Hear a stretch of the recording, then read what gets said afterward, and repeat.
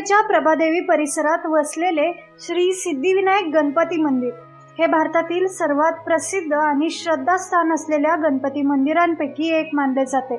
नमस्कार, मी साक्षी आणि तुम्ही पाहताय कथार्थ। या मंदिराची स्थापना 19 नोव्हेंबर 1801 रोजी लक्ष्मण विठू पाटील यांनी केली, तर देऊबाई पाटील या निसंतान महिलेने मंदिर बांधण्यासाठी आर्थिक मदत केली। तिची इच्छा होती की ज्या स्त्रियांना अपत्य प्राप्ती होत नाही त्यांच्या मनोकामना गणराय पूर्ण करो। सुरुवातीला हे मंदिर अतिशय छोटे होते, मात्र भक्तांची वाढती श्रद्धा आणि नवस पूर्ण झाल्याच्या अनुभवामुळे ते आज भव्य स्वरूपात उभे आहे। या मंदिरातील गणेश मूर्तीचे सर्वात मोठे वैशिष्ट्य म्हणजे तिची उजव्या बाजूला वळलेली सोंड, जी अत्यंत दुर्मिळ मानली जाते।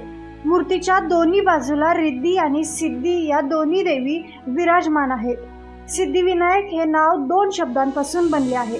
सिद्धी म्हणजे यश, मनोकामना आणि इच्छापूर्ती, आणि विनायक म्हणजे गणपती। अशी श्रद्धा आहे की जो भक्त इथे मनापासून प्रार्थना करतो त्याच्या इच्छा पूर्ण होतात। म्हणून या गणपतीला सिद्धिविनायक म्हणजेच सर्व सिद्धी आणि यश प्रदान करणारा गणेश असे संबोधले जाते। पौराणिक कथेनुसार भगवान विष्णूंनी मधु आणि कैटभ या राक्षसाचा वध करण्यापूर्वी सिद्धिविनायक स्वरूपातील गणेशाची आराधना केली होती। त्या उपासनेमुळे त्यांना विजय प्राप्त झाला आणि तेव्हापासून हे स्वरूप यश, विजय आणि मनोकामना पूर्ण करणारे मानले जाते।